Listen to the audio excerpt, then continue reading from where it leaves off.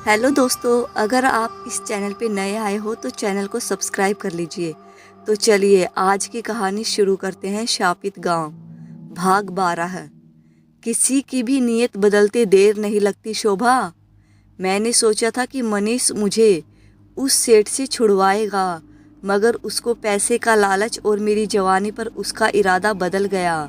मैंने सपने में भी नहीं सोचा था कि मनीष ऐसा करेगा।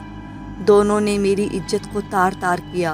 मैं किसी को भी मुंह दिखाने के काबिल नहीं रही और उस सेठ की छत से कूदकर मैंने अपनी जान दे दी। सरस्वती की आत्मा ने शोभा को बताया, लेकिन अभी वह सेठ गोवर्धन जिंदा है और जब तक मैं उससे अपना बदला नहीं ले लेती तब तक मेरी आत्मा यूं ही भटकती रहेगी।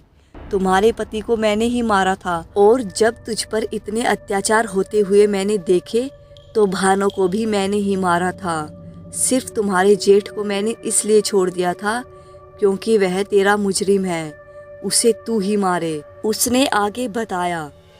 फिर शोभा कहती है, मगर मैं कैसे मारूंगी?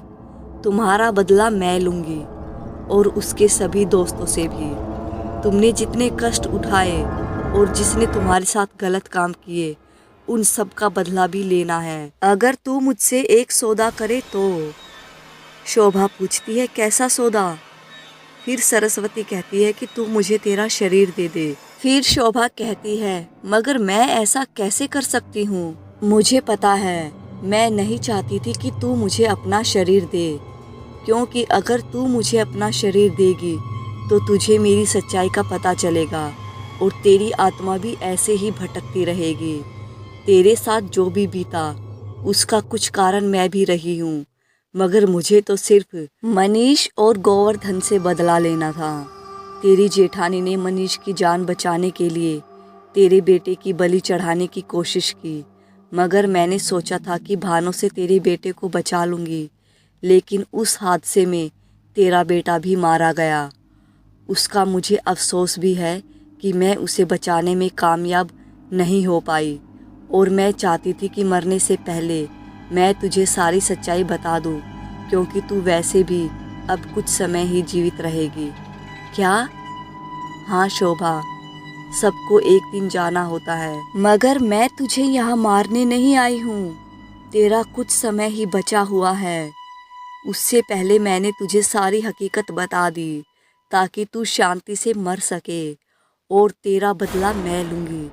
तेरे जुल्म का बदला अब मैं लूँगी उस सेठ हुकुमचंद के बेटे से। लेकिन तुम्हें कैसे मालूम कि मैं मरने वाली हूँ? शोभा ने चिंतित स्वर में पूछा।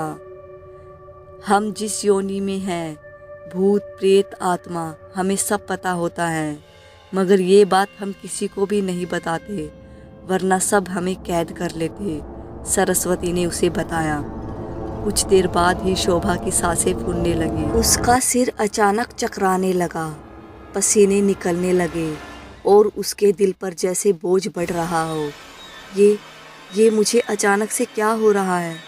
शोभा का स्वर बदल रहा था। मैंने तुम्हें बताया था ना कि तुम्हारा अंतिम समय आ गया है, सरस्वती ने वहीं खड़े खड़े उसे बताया। मेरा बदला? हाँ, तेरा बदला अब मैं लूँगी, उस मनोज से और उसके साथियों से, इस पूरे गांव से, सबसे। तू चिंता मत कर शोभा। अचानक शोभा के सामने अंधेरा छा गया और उसका शरीर बेजान होकर एक तरफ लुढ़क गया। फिर उसके मुंह से एक धुआं सा निकला और अब शोभा बाहर खड़ी थी, मगर सरस्वती ने समय न गंवाते हुए उसमें तुरंत समा गई। शोभा अभी भी बाहर ही खड़ी उसे देख रही थी।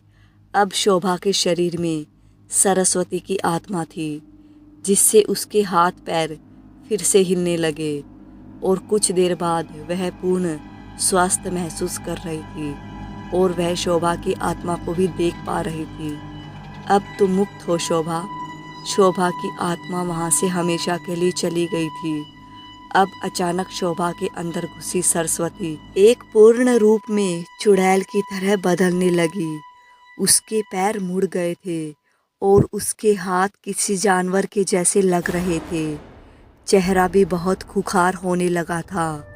अगर उसको कोई आम आदमी देख लेता तो शायद वहीं पर मर जाता उसके दांत बाहर आने लगे, आंखें लाल सुर्ख थी, चेहरा भी बहुत डरावना हो गया था।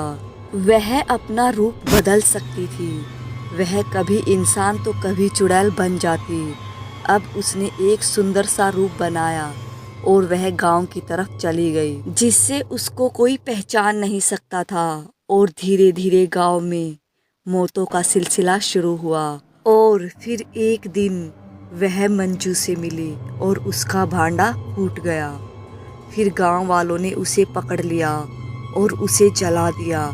शोभा का शरीर तो जल गया, मगर उसके मरने के बाद भी ये गांव शापित ही रहा। उस बाबा ने उनको पूरी कहानी बताई। फिर अंकेश ने कहा, मगर बाबा, आपको इतना सब कुछ पता था तो आपने उसको रोका क्यों नहीं? और आप इतना सब कुछ कैसे जानते हो? बाबा उनकी तरफ देखने लगा। अंकिता और अंकेश भी उनकी तरफ देख रहे थे। मैं चाहता तो रोक लेता और कुछ समय मैंने उसे रोक भी दिया था, मगर वह मेरे सामने रोने गिड़गिड़ाने लगी और उसने कहा, मेरा बदला बस उन 2 मनुष्य पर अटका हुआ है। मैं अब किसी को परेशान नहीं करूँगी, लेकिन वह शोभा की आत्मा को दिया वचन पूरा जरूर करूँगी। उसने गांव के कुछ बच्चों को इसलिए मारा क्योंकि वे उस मनोज के दोस्त थे।